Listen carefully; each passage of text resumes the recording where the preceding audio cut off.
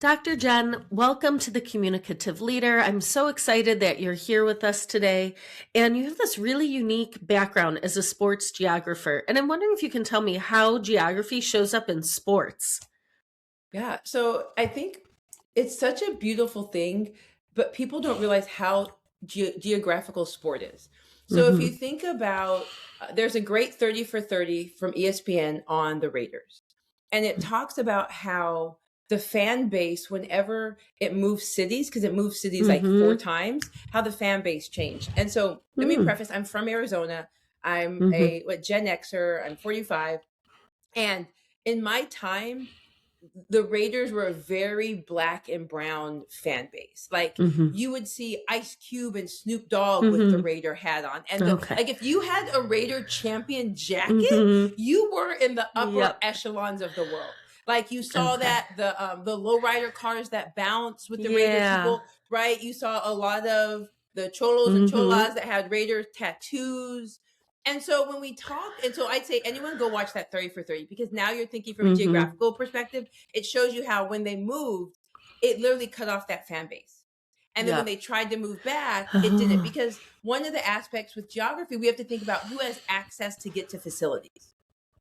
Yeah. Because that, if you have access through trains and buses, it's going to shift the geographical fan base versus if you can only get there through cars. Yeah. So the first part is thinking about where are these facilities at and what does it mean for the fan base? Who can get there and who can't get there? And that really that really changes it. I think the second thing we talk about sport through a geographical lens is we look at training styles. So I come from volleyball, but I'll use baseball. It's kind of easier understanding for people. So if you think about a Dominican or Cuban baseball player, you think about a lot of chains. You think about a lot of swagger, slow moving, right? Like they're coming up. And then if you think about Japanese or Korean, they are tight with their movements. They're coming up, right? The training per geographies, per countries is so different. And I think it's when we think about sport through a geographical lens, we don't just want to think about the places that people play at and like that singular focus, but really spreading it out. And what does it look like to look at sport through where arenas are located? What does it look like for the accessibility for fans of different types to be able to get there? I think about super random. A few years ago, I was in LA and I was able to go to an SEC football game and a UCLA football game at the same time. And USC is in the middle of the city, right? Like decently accessible, you'll say, for where their facility is. And then you have to go for UCLA is out to the Rose Bowl. Have you been to the Rose Bowl area, Leah? No, I haven't. Girl, you have to take a plane, train, automobile, camel to get all the way out there. It's like an hour to get. You don't end up there by accident. Girl, if you out there by accident, I don't know what to tell you. And then you get you take the train out there, and a lot of people don't take the train because there's kind of this opinion of it. But you get there, and then you have to bus from the train station to. They have their own Rose Bowl buses, so like the fan shifts from the person who randomly is going to go to the game to the person you have to be intentful, probably have a car. Right? All of that type of stuff. And so for me, when we think about sport and geography, we think about all elements of it and how it affects the actual game. Yeah, that is fascinating. And things that I've never thought about and now will think about. And thinking about your expertise in geography and bringing it into, difficult conversations, how does the geography of a room, those boundaries, how does that change how someone could approach a difficult conversation? Yeah, so I think when we talk about that, understanding where people come from is a really important thing.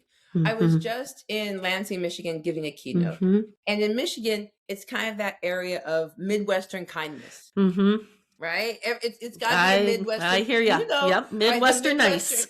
Yeah, the Midwestern niceness, excuse me. And excuse me, one of the things I said is that niceness won't keep your job. Right? Like when you're nice, you're going to get stepped over, you're going to get used, you're going to get burnt out. And if we think about it through geographies, we're looking at this idea of Midwestern niceness and how people approach hard conversations is that there's a lot of layers to it to finally get to the truth. I can't just bring you in, Leah, and say, hey, Leah, we've seen your performance has gone down the last, year. We want to discuss that and how we can help you. That straight conversation is not going to happen. It's going to be, how's your family? How are you doing? There's 30 minutes of conversation. And the problem with that is that niceness has the employees in there stressed the hell out. Yeah. Instead of just getting to the point, I'm fine. The kids are fine. And they're sitting there just wanting to hear the thing, but you're layer and layer and layer. Yeah. And then what tends to happen after that is that the thing actually isn't said.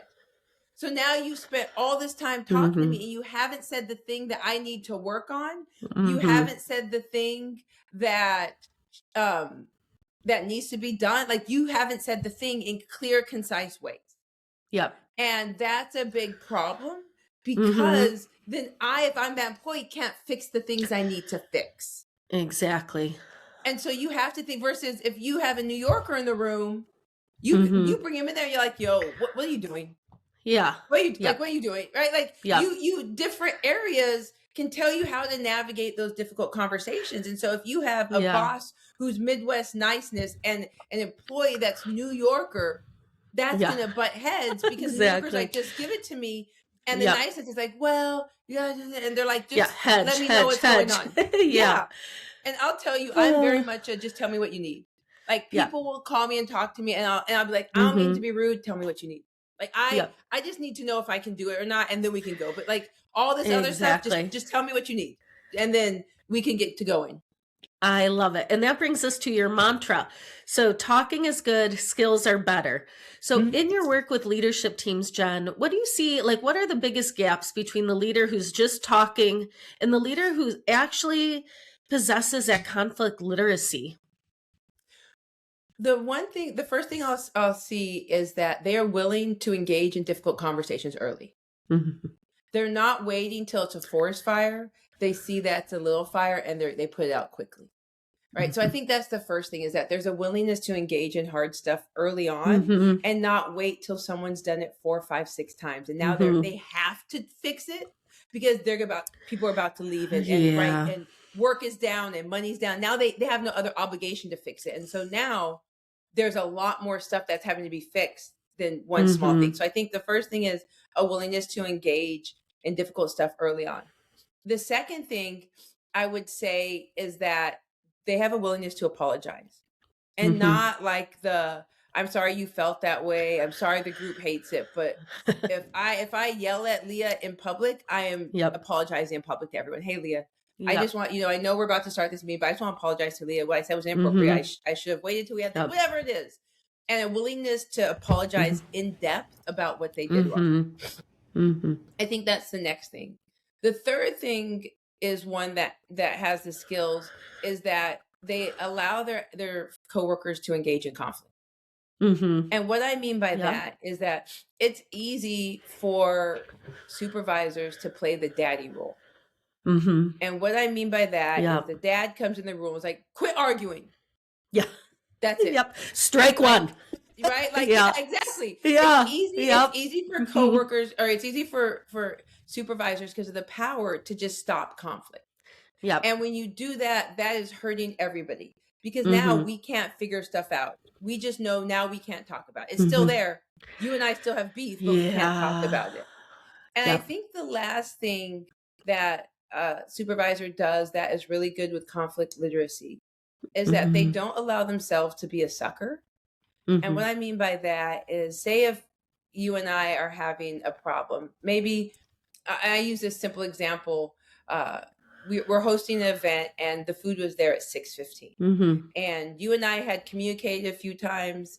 And instead of there's 2 ways that I see a sucker happening. The first way is that instead of you coming to me and you saying, hey, Jen, we agreed that the food would be here at 6:00. Instead of that way, you go to our boss and say, hey, I'm uncomfortable giving Jen this feedback, but can you tell her to have the food on time for the event? Yeah. I know who it's from. It ain't Yeah. Yeah, I know. exactly. Yeah. And so Spoiler now, alert. spoiler Yep. alert, we know who the villain is. Yep. Yep. And so the first way that they're the sucker is that instead of saying, "Hey Leah, go and talk to Jen about this and report back," they handle it. "Hey Jen, I just want to let you know I've had some conversations, right? Can you please have the food on time?" Yep. And then I say, "What are you talking about? Here's the email that shows that we actually agreed at 6:00. Then they have to go back to Leah and say, "Hey Leah, Jen showed me the email at 6:00." And then Leah's like, "Well, no, the text message." And now they're in the middle. They're battling out versus having both of us go to it. The second way I see that they're a sucker is when they do the whole anonymous thing. "Hey Leah, I have some anonymous feedback for you. I can't tell you who said it, when the event was. I can't tell you any of the contextual stuff you need to get better. But I'm just going to tell you that you just were a little too aggressive in the email." What email? To who? When? I can't tell you any of that. Well, what am I going to do with you telling me the barest of bare bones of this house? Yeah. And I love that. And that leads us to conflict as innovation. And I'm so excited you see, conflict as a source of innovation. And that's something, I'm an organizational communication scholar. We embrace it. But most people, especially many leaders, they see conflict as a sign of failure or breakdown. So, Jen, from your perspective in your work, how can a leader shift that messaging to signal to the team that healthy tension is actually a vital component for growth? Yeah. Well, there's a few ways. The first way is that they have to be okay with their events, with their stuff being picked apart. We can't innovate if our boss brings the idea and this is the only the only thing that we can work on. And instead of us saying, "Well, it's missing a lid. Well, the shape of," instead of us doing that, we're like, "Oh my God, that's so great." Right. So the first thing is how does the person in charge handle their idea being picked apart? The second thing about it is really push to have the thought process that the first idea is never going to be our best. Like whatever I'm in a tech company, and the first iteration is not going to make you the $1 billion company. The first iteration of anything is not going to be you have a raw diamond, and you have to sit there and you have to make it the diamond. And if you just put this raw diamond and say this is it, and then when anyone ever says, "Well, it's kind of dull," and you're like, "No, it's not. This is it."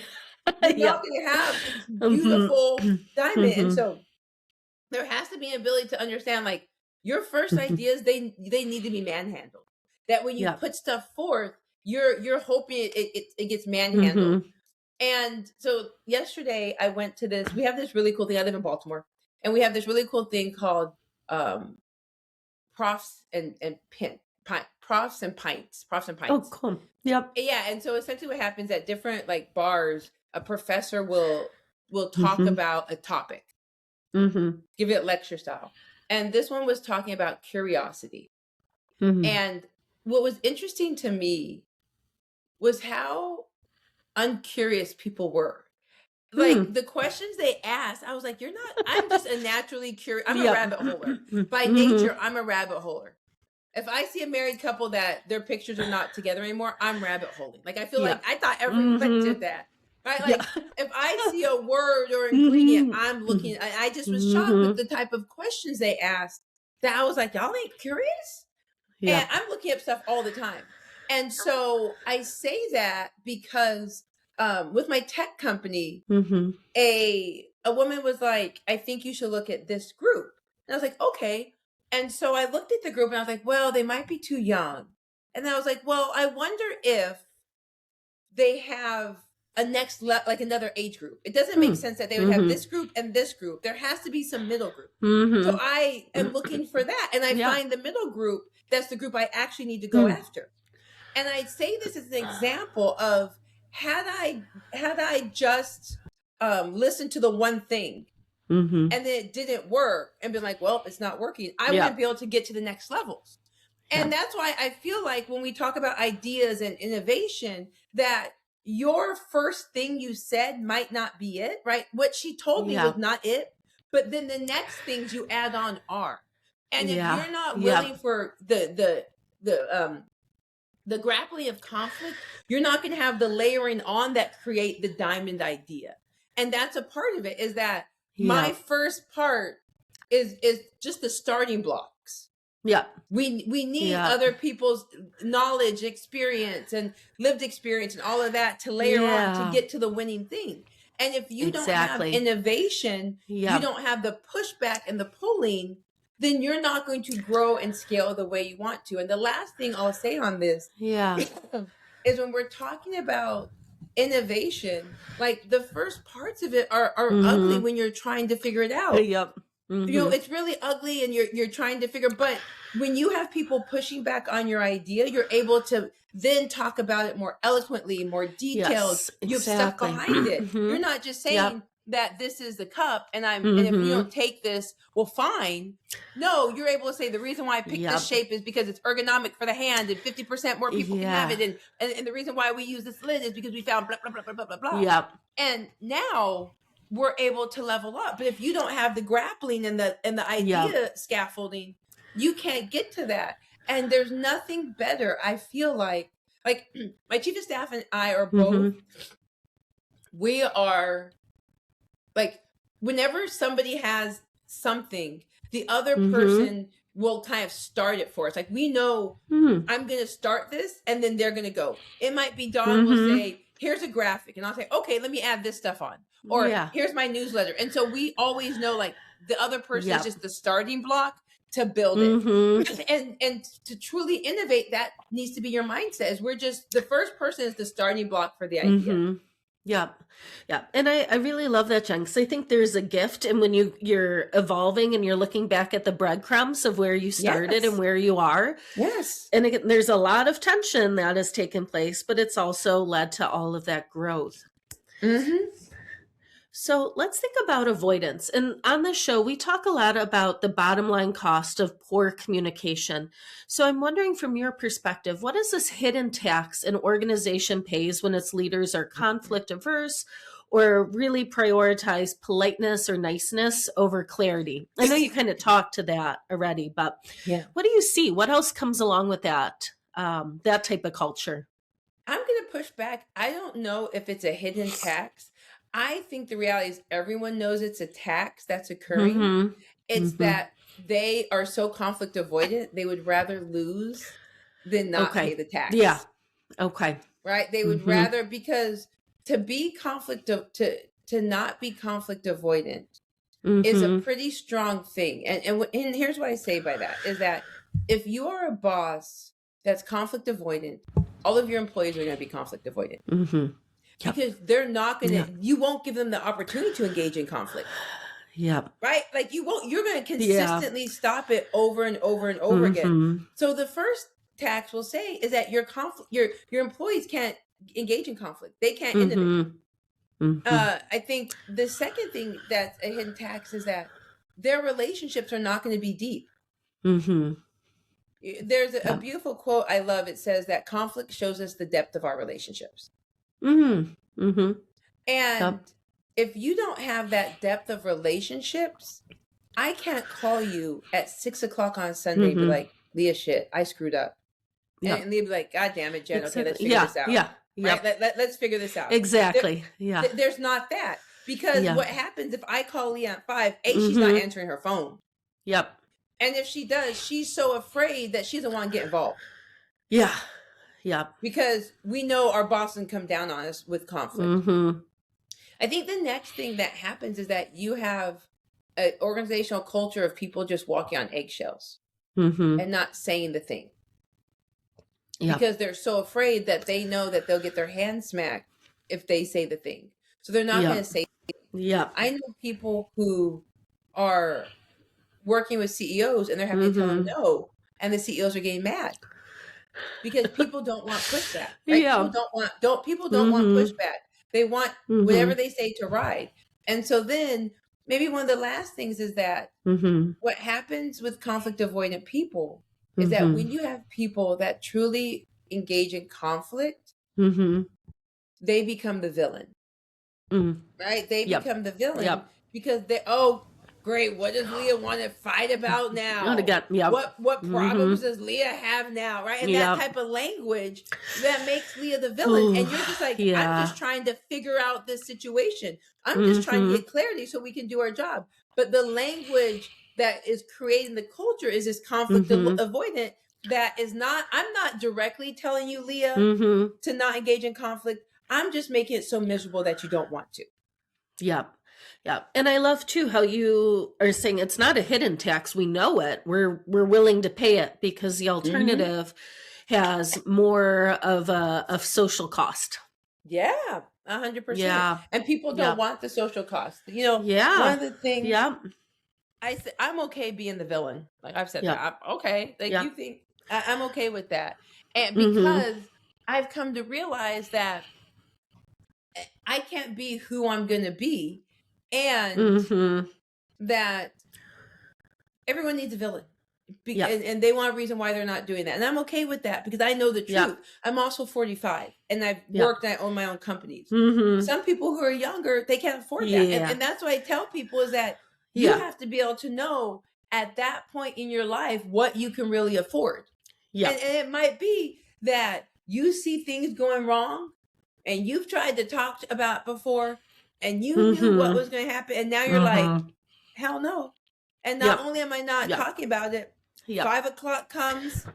Like there's the funny Instagram videos where the person will like be on the phone and they'll be like, I actually love this job, and they'll be talking, they'll be helping a customer, and 5 hits and they slam their computer and they're like, I think it's the funniest thing, but that's the truth, right? That's the absolute truth is that you have these situations where people they don't want to be around. They're going to stop it at 5 because of that cost of how they're being treated. And they're like, I'm not going to deal with it. I'm going to do my job. I'm not going to cause any waves, and I will be gone the second 5 o'clock hits. Exactly. Yeah. Yep. It is that assessment. And you're right. And sometimes that costs are like not in a position to pay it. Yeah. And I get that.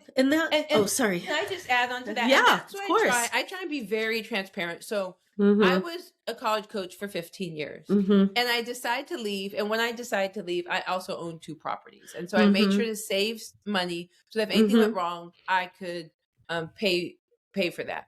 And I left. I didn't know what to do. And then I ended up getting a job.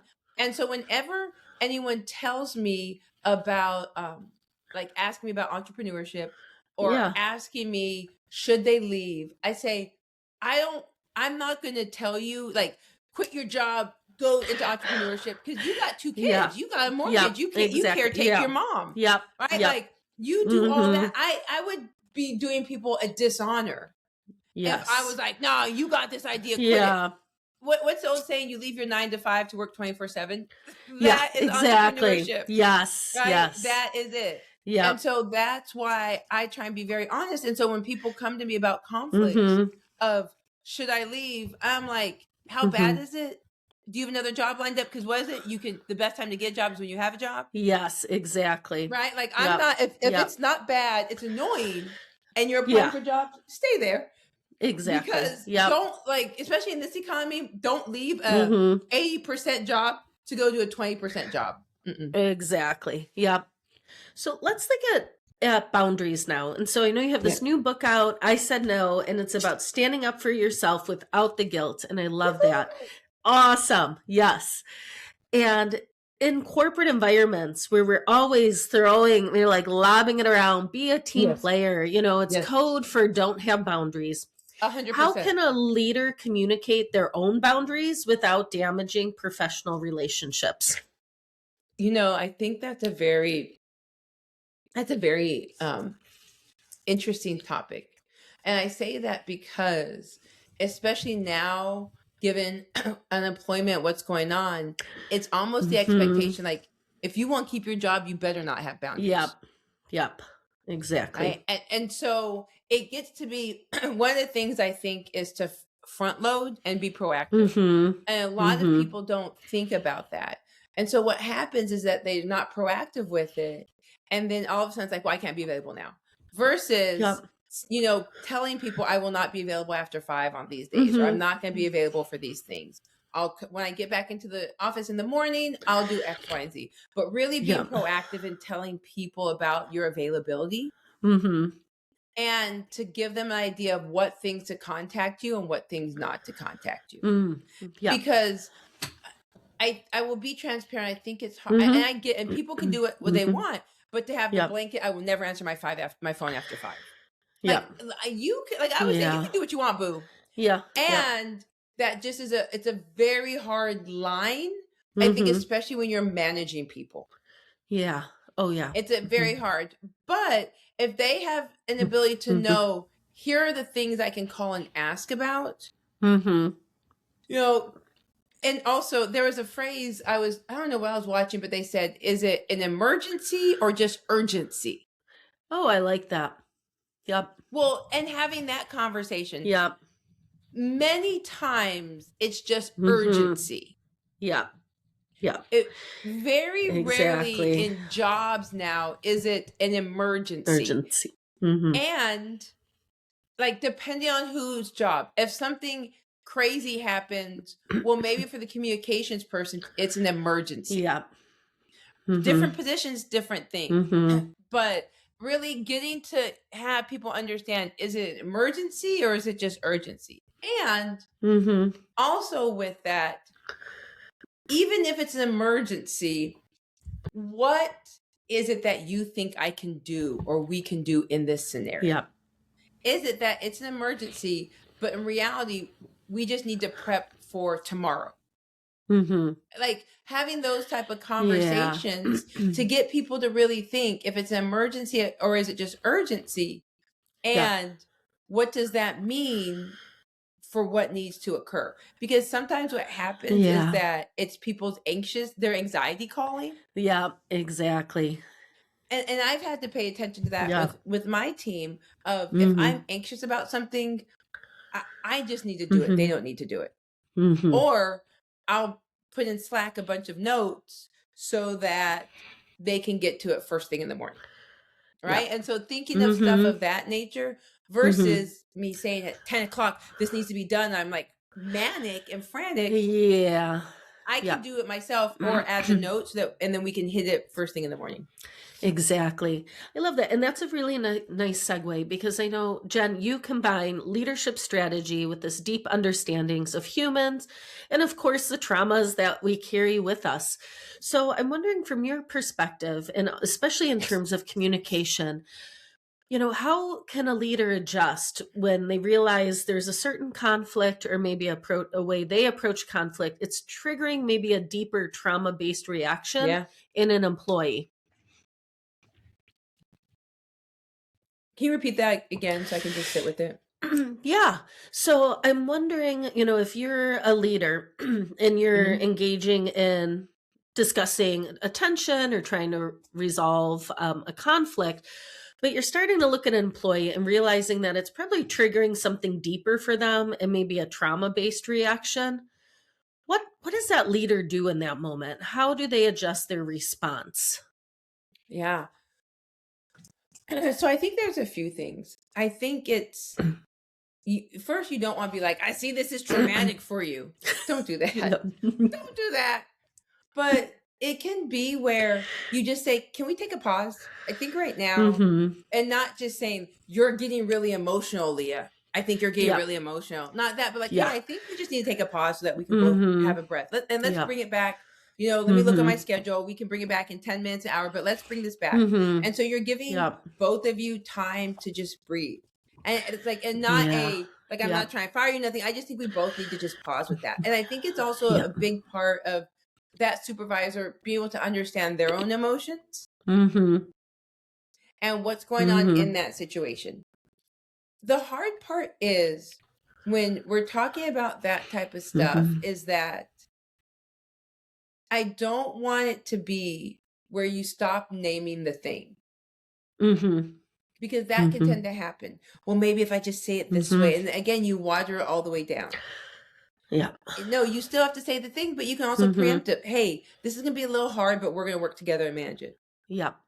and you're preemptive, like, I know this is gonna be Mhm. hard. I know this is gonna be frustrating, whatever it is, and you're preemptively explaining it Mhm. and naming the thing versus, Mhm. again, trying to water it down, Yep. and it ends up being that they don't even know what they're brought in for. They don't know what the problem is, none of Yeah. that. That's when it's the worst thing. So I would say those are probably Yep. two things Mhm. that can help out. Mhm. And depending on how it ends and how your relationship is, Mhm. I always think it's worth to say, hey, I think this kind of maybe bothered you a little bit more than you Mhm. anticipated. I'm not sure if you have Yep. a therapist, but if you don't, I think it Mhm. might be a good thing just to have a conversation to help you better Yep. understand that. Because sometimes, I think we've all been in the middle of it, of Mhm. this is making me more upset. And it's like, why is this making me more upset than I'm Yeah. realizing? Yep.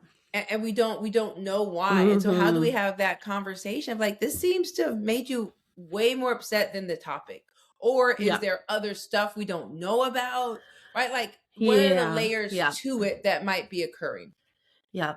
Yeah. That's really, really helpful. I really like, and it's so simple too, right? That idea of a pause is something where people are saving face. We're helping to de escalate the moment and letting people come back together. And that's a Yeah. nice, I wanted to think about, those moments in meetings when someone is heated, right? It may be a perspective, it's starting to become more personal. So I'm wondering, Jen, what are, one or two go to, maybe it's a phrase or an action that a leader can use to de escalate a situation or address a person who seems to be really upset? So I think there are kind of two aspects of it, is Mm that first, are we naming the person who's upset, or are we naming the hmm. Mm problematic thing that was said? And hmm. if that was said, so I think there's layers to Yep. this. And I think Yep. the first thing is that if because you had mentioned kind of people going personal. Mm hmm. If something was said Yep. that's going personal, and as a leader you Mm wait to hmm. see the person it was said to, what's their response. And if they're like, Mm hey, hmm. that was personal, then allow them the space to say something. You're not coming in like, Captain Save a person. But Yeah. if you notice that it keeps going on, that's when you're like, hey, I'm going to pause this. I understand, John, you're frustrated, but we're not going to be Yep. personal. So if you need to Yep. take a breather, we can come back to this, but we're not going to name call. We're not going to make it personal. Yep. And Yep. no, I am. Yes, you are. The things that you're saying, Mm someone would deem hmm. as personal. So Yep. if we need to come back, we can come back. And you stop it, you nip in the bud, and you name what it Mm is. hmm. Mm Because hmm. what I'll tend to see is some people be like, hey, we're not going to do that. Do what? Yep. Some people might think it's the conflict. Some people might think it's the Mm thing. What hmm. are we not going to do? Exactly.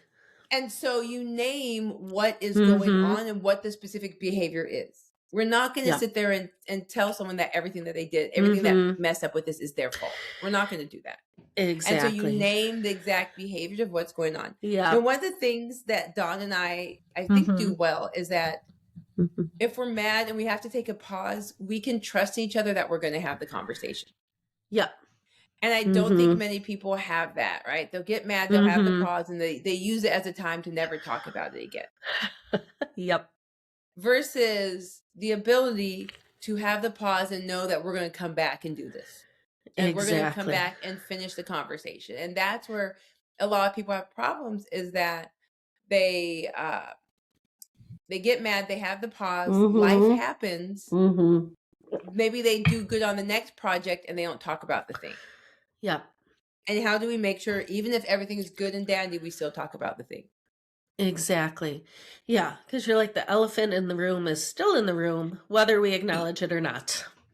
Just because it's under the rug doesn't mean it's not still there. Yeah. Exactly. So, Jen, one thing that you talk about, and I love this, is this idea of the importance of staying unbothered by others' feelings when setting Yeah. boundaries. And it's so important. And I think this can be hard for empathetic leaders in particular. Yeah. So, how do you communicate empathy while still holding a firm line that's not inviting negotiation? I had a phrase. So I said that you have to build your feel bad muscle. Hmm.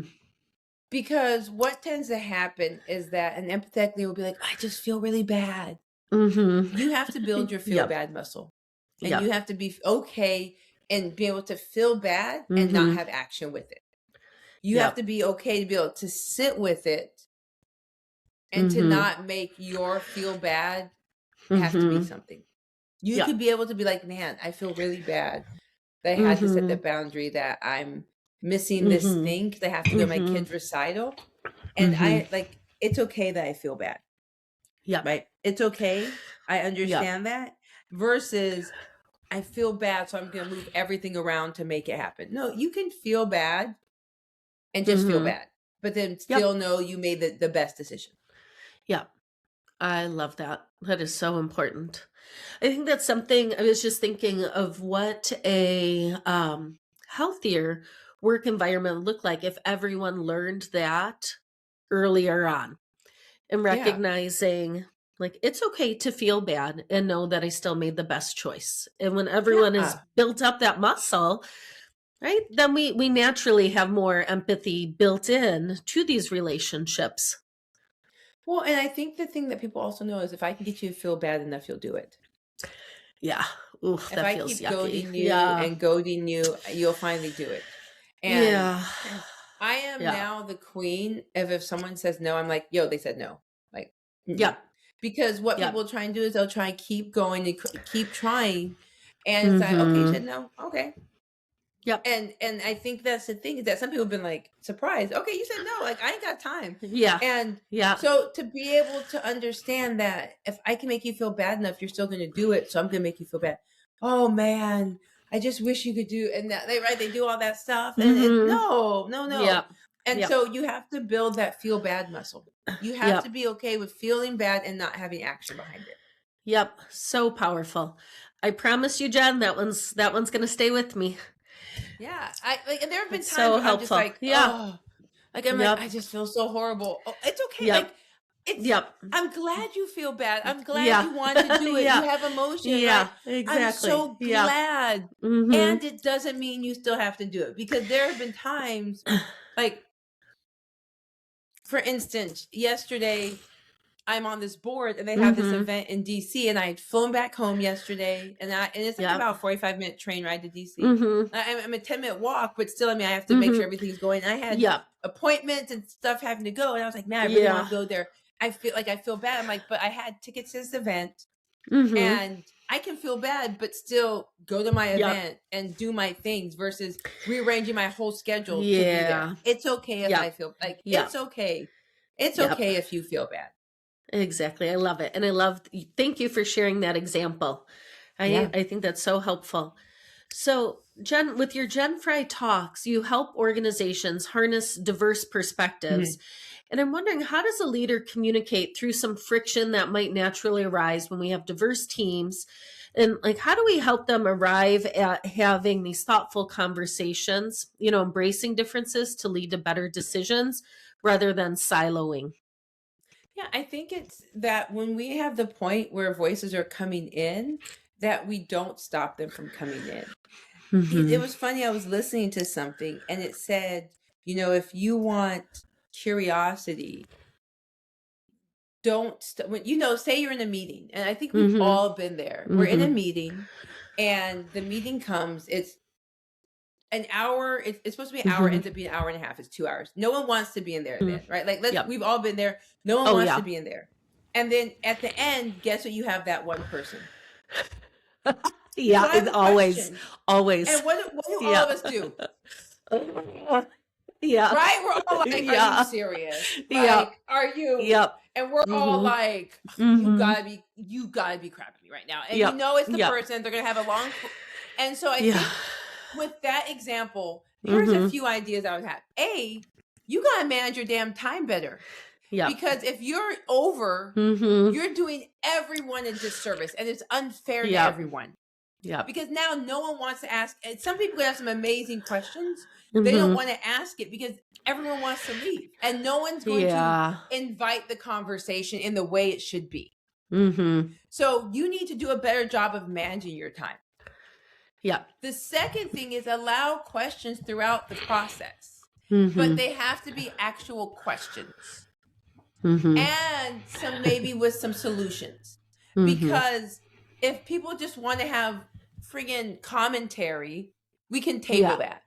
Yeah. But Yeah. if it's actual questions, actual, things that's going to make this better, that's a different story. And I think that's the thing about it, is that some people don't, like I said, the managers go so long that everyone is so frustrated by the time the end comes. Yeah. It's an hour and a half. It's an hour meeting. That's an hour and a half. Yeah. Everyone's looking at their watches. They got stuff to do. They've moved meetings. All of that stuff. Like, they don't have time. Exactly. And so you have to, if you want innovation, you've got to respect people's time, damn it. You got to make sure that this meeting isn't 13 hours, that it should have been shorter. And you, and now you're wondering why people don't want to ask questions, because everyone wants to leave. Exactly. Everyone wants to go. Yeah. So I think that type of stuff. And I think it's also, when you're talking about innovating on something, it really is the questions that you're not asking are stopping the innovation. So say we're talking about these earbuds, my little French fry earbuds. Yep. And instead of being like, okay, y'all, what do we think about it? What do you mean? Instead of that, saying, okay, friends, what do we think about the top making easy access to open and close? What do we think about the easy way of grasping it? What do we think about the easy way of plugging in? What do we think about for the little hook thing?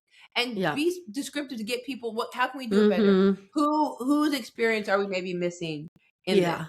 And so I'd be able to say, well, I think the first thing I would say is that in this, you can't see the light to see if it's charging. So how do we make that be seen? Do we need to put a hole there? What do we need to, and so you're talking through it versus just, okay, what do we need to do? And you're asking this big question versus how we maybe narrow in on it. Excellent. So Jen, I have two final questions for you. They work together. This is the way we end all episodes of the Communicative Leader. So the first part is, what is the tip, the challenge, the advice for our titled leaders out there? And then the second part, what is your advice for our employees across all industries and ranks in terms of, that advice, tip, or challenge? So my advice for leaders who are titled is the next 30 days, see how your staff handles conflict. Like, literally just start paying attention. See how it handles it. When do they bring you in? When do they CC you on? What happens when two people disagree? Just for 30 days, have it. I just need to see how everyone handles conflict. That would be my first piece. My piece for employees, staff, that type of stuff is no conflict through Slack, email, or text. Face to face or the conversation as soon as possible. Because if you have it in Slack or Teams or whatever your messaging advice is, you now have a show that everyone is watching. Yeah. We all have sat there and watched two people back and we're like, and then someone adds the eyes, someone adds a check mark, and now it's just fuel. And then there's side conversations. Now, baby, pull it off as fast as possible. So then this way you can get to fix the problem. I love that. It's really helpful advice. And you're right. And I think so many people haven't, especially our titled leaders. I mean, entitled leaders have so many things on their plates, never ending. But taking the time to observe how conflict is presenting when, where is really, really powerful data, right? To understand and move forward with. Yeah. So if you realize that every single conflict in the office you were being CC'd on, well, that tells you, right, what's going on. If you see that people aren't talking about the thing, that people are exploding, like, just take 30 days and say, how is conflict happening? And if there's no conflict, then there's a conflict. Exactly. Yes. Jen, this was such an insightful conversation. I've learned so much. I know I'm going to take away and start integrating so many of your tips. So I know it's really going to help our listeners. So thank you for sharing your time and expertise with us. Of course, Doc. I appreciate you having me on here. Thank you. Well, perfect.